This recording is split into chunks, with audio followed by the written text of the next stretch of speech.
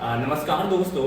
सबसे इम्पोर्टेंट जो आपका सवाल होता था कि भैया एक बीटेक के ऊपर में इंटरव्यू लेना चाहिए कि जो बीटेक के स्टूडेंट्स हैं उनका जो अलग अलग जो टॉपिक है उस पर आज हम डिस्कस करने वाले हैं। जैसे कुछ टॉपिक है, कौन सा सब्जेक्ट होना चाहिए आपका 12th में, साथ में कि कट ऑफ क्या है, डाइवर्सिटी के ऊपर में बात करने वाले हैं, प्लेसमेंट के ऊपर में बात करने वाले हैं, फैकल्टी सीनियर्स एंड जूनियर्स का रिलेशंस और कंपटीशन के बारे में, क्या आपको प्राइवेट में एडमिशन लेना चाहिए या फिर गवर्नमेंट में भी लेना चाहिए। तो ये जो हमारे साथ में दो स्टूडेंट्स हैं, एक सीएससी का और एक सिविल है, ये सबसे पहले अपना इंट्रोडक्शन देंगे और इस पूरा वीडियो में हम लोग इसी चीज के ऊपर में बात करने वाले हैं। तो हर एक चीज को आपको थोड़ा सा ध्यान देना पड़ेगा, क्योंकि आप बाद में क्वेश्चन पूछते हो कि भैया मुझे प्लेसमेंट के बारे में नहीं समझ में आया या फिर कटअप के बारे में समझ में नहीं आया। तो हर एक चीज को अगर आप यहाँ पे समझोगे तो आपकी जितनी भी जानकारी है आप सभी चीज अच्छे से आप जानकारी यहाँ पे ले सकते हो। तो हॉस्टल में है तो अभी हमारे दोनों जो है हॉस्टल में ही रहते हैं यहाँ पे, तो दोनों का इंट्रोडक्शन हम लेते हैं। सबसे पहले नमस्कार दोस्तों, मेरा नाम यशवीर मलिक है और मैं बीटेक सीएससी फर्स्ट ईयर का स्टूडेंट हूँ। नमस्कार दोस्तों, मेरा नाम अमन है और मैं बीटेक सिविल फर्स्ट ईयर का स्टूडेंट हूँ। तो आप लोग यहाँ पे फर्स्ट ईयर के स्टूडेंट्स हैं। जब आप 12th यहाँ कर आपने जब कंप्लीट करा तो बीटेक में जब होता है एडमिशन लेने का, तो कौन कौन सा सब्जेक्ट एक मेन होता है जो इन सीयूएच में जो वो दो प्रायोरिटी होती है? इसमें तो फिजिक्स और मैथ्स, मतलब सिविल में होता है फिजिक्स और मैथ्स। सीएससी में सब सारी ब्रांचेस में बीटेक के लिए फिजिक्स और मैथ ही होता है।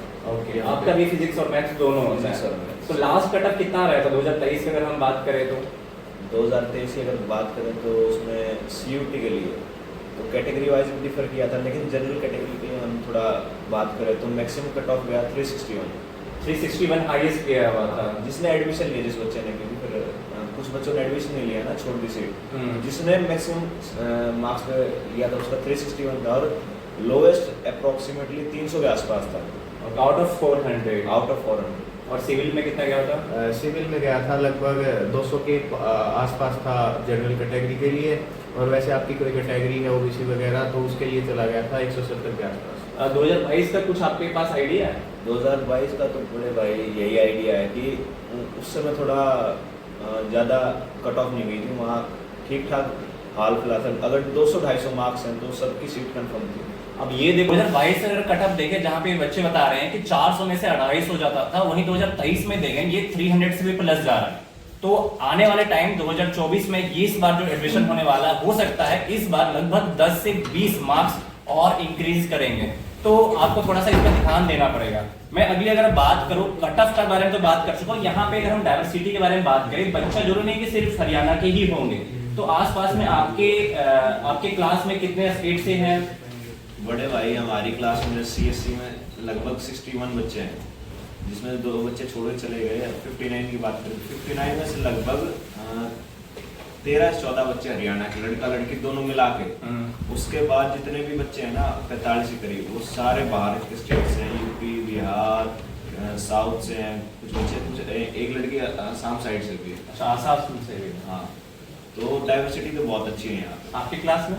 हमारी क्लास में लगभग 15 के आसपास तो हरियाणा से हैं, बाकी सब अदर स्टेट से हैं, केरला वगैरह से भी हैं।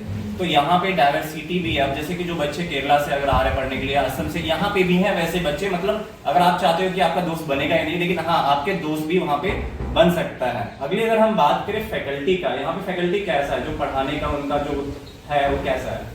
फैकल्टी तो देखो बड़े भाई बहुत अच्छी है, सपोर्टिव है। यहाँ पे ऐसा कुछ नहीं कि फैकल्टी मतलब ज़्यादा ही टेंशन देती है कि फेल हो जाएंगे, हो जाएंगे। अगर हम पेपर से 1 हफ्ता पहले पढ़े तो हम बहुत आसानी से अच्छे नंबरों से पास हो सकते हैं, और ज़्यादा मुश्किल पढ़ाई नहीं होती है। बीटेक की जितनी सोचते हैं ठीक ठाक पढ़ाई होती है, अगर थोड़ा हाथ दिमाग लगा लेना तो हम आसानी से अच्छे मार्क्स मिल सकते हैं। आपकी फैकल्टी? फैकल्टी तो देखो ऐसा है कि तुम्हें पढ़ना खुद पड़ेगा, पढ़ाएंगे वो, लेकिन एक ऐसे लेवल तक पढ़ाएंगे तो पढ़ाएंगे तुम्हें कुछ समझ नहीं आएगा। ओके, ये डिमेरिट थोड़ा सा मतलब अगर आप उसमें क्वेश्चंस पूछते हैं तो क्या सर जवाब देते हैं? वो जवाब देंगे, लेकिन वो जवाब भी समझ में नहीं आएगा वो बोल क्या रहे हैं। तुम्हें खुद लास्ट में ये बोलना पड़ेगा कि आ गया हमें समझ में। एट द एंड आपको ये जवाब देना पड़ेगा, क्योंकि खुद से अगर हम कुछ समझते हैं तो अच्छे से समझ आता है। टीचर्स एक ऐसे लेवल पे हैं कि उनको नॉलेज बहुत ज्यादा है, वो अपनी नॉलेज को एक्सप्रेस नहीं कर पाते, इसलिए भाई बात वही है। और सीनियर जूनियर का रिलेशन क्या है यहाँ पे? सीनियर जूनियर का रिलेशन तो मैं बताऊँ तो मैं जब यहाँ पे आया था तो मैं आते ही 4th ईयर वाले आगे भी मेरे 4th ईयर, साथ में 4th ईयर, सामने 4th ईयर, मतलब मेरा रूम 4th ईयर वालों के साथ ही था।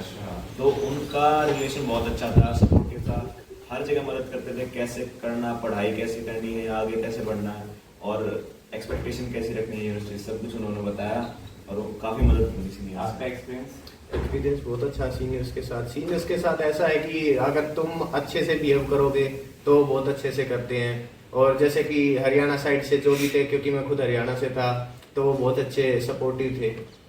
और यहाँ की फैसिलिटीज के बारे में बात करें, चाहे आपका बीटेक लाइब्रेरी के बारे में बात करें, चाहे और भी, वो क्या है यहाँ पे व्यवस्था?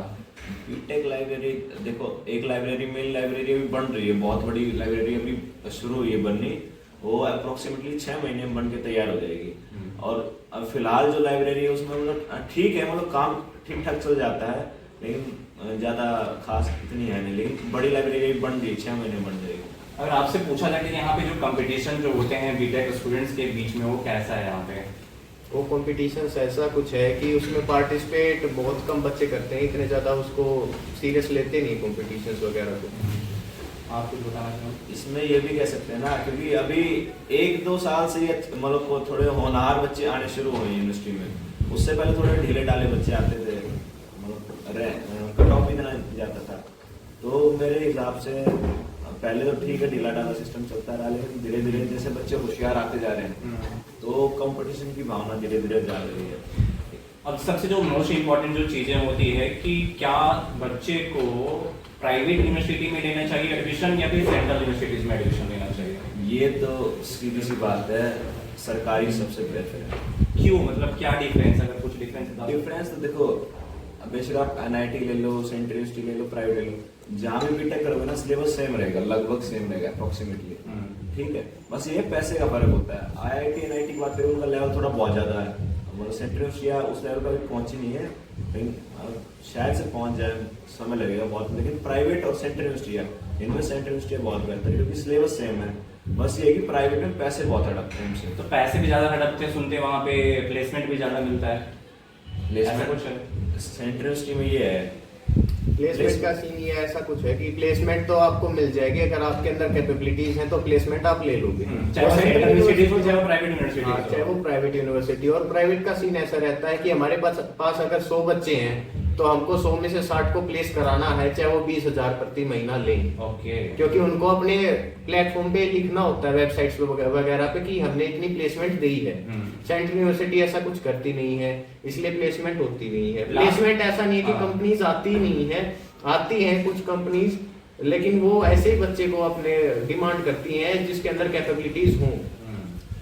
लास्ट ईयर का कुछ, अगर लास्ट ईयर का भी सिविल का मुझे याद है कि सारे 4th ईयर वाले मेरे साथ रहते थे, तो एक कंपनी आई थी जो सिविल के HOD ने अपने उसको बुलाई थी, तो वहाँ हुआ भी था 5-6 बच्चों का प्लेसमेंट। और बाकी कुछ होनहार जो बच्चे थे, ब्रिलियंट बच्चे, उनके पास बड़ी बड़ी L&T हो गया, टाटा हो गया, जॉब लेटर भी आए थे। मेरे रूममेट के पास ही, अच्छा, योगेश, उनके पास भी काफी होशियार जो थे ना, अगर मान लो आप चाहते हैं तो फिर आपकी प्लेसमेंट फिर आप भूल जाओ। CSE में कितना गया था last year placement? Last year placement ऐसे किसी सीनियर ने बताया नहीं, लेकिन जहाँ तक मतलब जितने लोगों को जानता था 4th ईयर में, कईयों का हुआ अच्छा प्लेसमेंट, कुछ नाम है, लेकिन लगभग कितना गया था? अप्रोक्सीमेटली 14 के 10, हाँ ज़्यादा नहीं गया था, ठीक ठाक 10 के आसपास प्लेसमेंट गया हुआ था यहाँ पे भी वैसे। मैक्सिमम तो काफ़ी ज़्यादा गया था, क्योंकि किसी ने वो रिवील नहीं किया था अपना। अच्छा, उसके बारे में ज़्यादा कुछ कह नहीं सकते।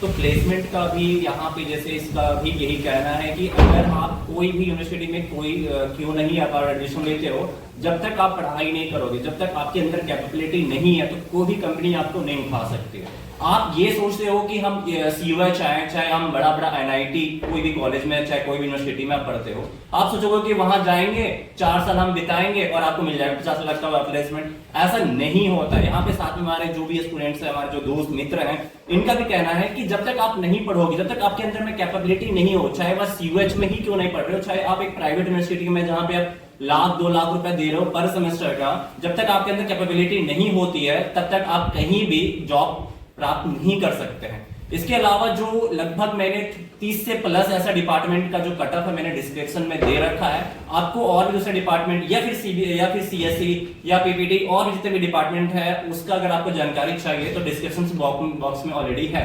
इसके अलावा अगर आपको ग्रुप में ज्वाइन होना जहां पे और भी बहुत सारे ऐसी क्वारीज है जो आप वहां पे पूछ सकते हैं। हमारे साथ में कैमरामैन अभिषेक हैं जिसको मैं धन्यवाद कहना चाहता हूं। और अगला आपका कोई भी क्वारीज है कमेंट बॉक्स खुला है और मेरा Insta ID already description box में दिया हुआ है। फिर मिलता है आपसे, धन्यवाद।